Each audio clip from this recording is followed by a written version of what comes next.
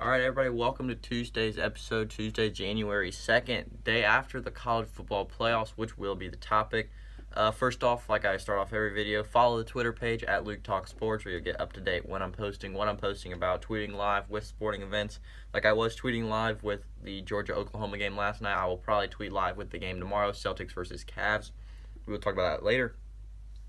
But I tweeted out the topics would be the playoffs, and I didn't tweet out this, but you get a little bonus topic today. It's Cavs versus Celtics and the return of Isaiah Thomas and what that can do for the Cavs. So first, the Rose Bowl played at 5 o'clock, Oklahoma versus Georgia. My prediction for that game was Oklahoma wins by 7 or more. Now, the actual score ended up being 54-48 in double overtime. It really was a game of two halves if you look at the stats, which was in the first half, Oklahoma put up 31 points, 375 total yards, and didn't turn the ball over. Now, that's a dominant performance for one half. 31 points, 375 total yards. Now, there wasn't much defense. Georgia's defense isn't much. Oklahoma's defense isn't much. They're in the Big 12. Not much you can expect from them. First half, Georgia put up 17 points, 282 yards, and didn't turn the ball over either. So 17 points, 282 yards still is very impressive for one half. However, Georgia really outscored them there. Takeaways from the first half is Oklahoma and Baker Mayfield really just looked unstoppable. Baker Mayfield led an 80-yard drive, a 75-yard drive, a 69-yard drive, and a 90-yard drive. And he led a 54-yard drive, but those top four drives, 80, 75, 69, and 90, are all pretty impressive, and Georgia couldn't stop them to save their life. The turning point for the first half, or end of the first half, would be the squib kick. Now, I don't understand the squib kick by Oklahoma because you kick it deep. Georgia's probably going to take a knee, send to half, and you're up 17. Now, Georgia gets a good field position. They get a quick throw in. They get into field goal range, kick a 55-yard field goal, which was very impressive. They're only down 14 instead of 17, so they're only down 2 scores. So Georgia's probably comes out with a different second half game plan because of only being down 2 scores. Now, second half and overtime, I'm combining the stats here. Here's where things got flipped. Oklahoma had 17 points in the second half in overtime. 7 of those points were defensive points. 3 of them were in overtime. So in regulation time, they only scored 7 points from their offense. They only had 176 total yards, which is less than half of what they had the first half, and they turned the ball over once. Georgia, on the other hand, second half and overtime, scored 37 points, 7 of them defensive, 9 in overtime. 241 total yards, so a little bit less than the first half, but still very impressive. And they did have 1 turnover. Takeaways from the second half and overtime is Georgia had the momentum, and momentum really won them that game because if you think about it, like I'm going back to the first half, they don't squib kick it, they don't get the field goal, they don't get the momentum going into the second half. Oklahoma gets the ball out. Gets the ball, start, and they most likely go up 21. Turning point back to takeaways is Oklahoma really had one good drive where they scored on offense. It went 88 yards for a touchdown. Their next best offensive drive was 22 yards. Think about that.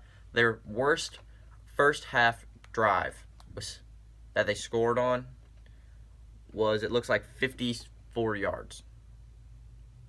Their worst second half drive was 22 yards and they didn't score.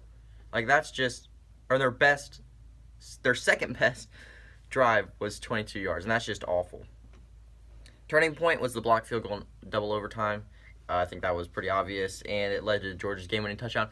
Now, going back to the game-winning touchdown, if you're Oklahoma and they come out in a Wildcat, you have to know they're running the football. I just don't get how you don't stop the run. Now, some say there was holding on that play. I'm not getting into that. You know they're going to run the ball in the Wildcat. Now, I just don't get how he breaks off a big run and wins the game. You got to contain the run there. Now, if he beats you with a pass on a trick play, so be it. But you can't play for a trick play there. You got to play to guard the run. Anyway, side note is Georgia's quarterback, Jake Fromm, is a true freshman, which if you think about that, to be down 14 points at halftime, should have been 17, but to be down 14 points at halftime, to come back in the second half and lead them to 37 points against Oklahoma, which, like I said earlier, not a very good defense. Still, to be a true freshman and to do that in the playoff semifinals on a big stage, it just showed tremendous leadership. He stayed calm the whole game, and he led a comeback, which to me is a quarterback that I would like to hang on to for 4 years if I was Georgia now. If he gets any better, he may leave after 3 because he is a true freshman, so he's got 2 more years of eligibility. Oklahoma's quarterback, Baker Mayfield, on the other hand, was a senior. He's done. He's going to the draft. In my opinion, Baker Mayfield is the second best, if not the best quarterback in the draft. In my opinion, he's the second, or personally, I think he is the best quarterback in the draft. I would jump and take him number 1 if you need a quarterback. Now, that's Cleveland, number 1 pick. I would take him as your quarterback, Cleveland. I mean, sadly, that probably will end his career unless he gets traded or the Browns trade away the pick. But Baker Mayfield is a great quarterback. I would love to have him number 1. He plays with so much passion. Some of it gets in the way of the game. But if he can dial that back just a little bit, play with the same passion, I think he's going to be a really good quarterback. And I don't think he's going to go down the same path Johnny Manziel did where he got into all this bad stuff. Baker Mayfield's good. Number 1 overall quarterback in college football. Would be my number 1 pick if I was the Browns. Second game, the late game. How many of you really watch that is a real question. Unless you're an Alabama or Clemson fan, I would say not much. There's just not too much to say. I mean, Alabama just dominated the game, 24-6. Now, my prediction was dead wrong. I thought Clemson would come out and dominate, and it was the exact opposite. Let me just tell you all the categories where Alabama beat Clemson. They beat them in first downs, yards rushing, completion percentage, yards per pass, yards per carry, and more takeaways, including a pick 6. If you're going to win a game, A, you have to score a touchdown. Clemson kicked 2 field goals. And B, you cannot get beaten on all those categories, especially the turnover one. You cannot turn the ball over twice and have one be a pick 6 because that pretty much sealed the game. Like I said, there's not really much to say other than Alabama just dominated Clemson. I mean, who really wanted to see Alabama play Clemson for however many times this is? 3? Who wanted to see this? So this makes for an all-SEC championship game like, Alabama versus Georgia, which I personally don't have a rooting interest for any team. It's all SEC, and I really would have liked to see Baker Mayfield come and play in the championship, or I would have liked to see Clemson and Dabo Swinney come to the championship. But we have an all-SEC championship game, so be ready for everybody to say SEC is the best conference because it's coming. Now, personally, the best conference to me is the Big Ten. If you look at their bowl schedule, they went 7-1, and their only loss was Michigan losing to South Carolina. Now, if Michigan plays a decent second half, they don't even have to play a great second half. If they play a decent second half, they win that game. They're undefeated, and we beat both SEC teams. But, hey, I mean, that's how the cookie crumbles. SEC is going to think that they're the best conference because they got 2 teams in the championship, which is kind of hard to argue with. But take those 2 teams out of the conference. Who's your next best team? Think about that for a second. Auburn just lost to UCF. They're not your best team if you take those 2 away. I mean, who else is your next best team in the SEC? Because you got Alabama and Georgia, obviously, are the 2 best. And then Auburn. Which, side note, Auburn beat Alabama and Auburn handled Georgia. And then these 2 teams get in. Now, I understand Auburn had more losses, but it just doesn't make sense to me. But it is what it is. On to the next topic. Isaiah Thomas comes back for the Cavs.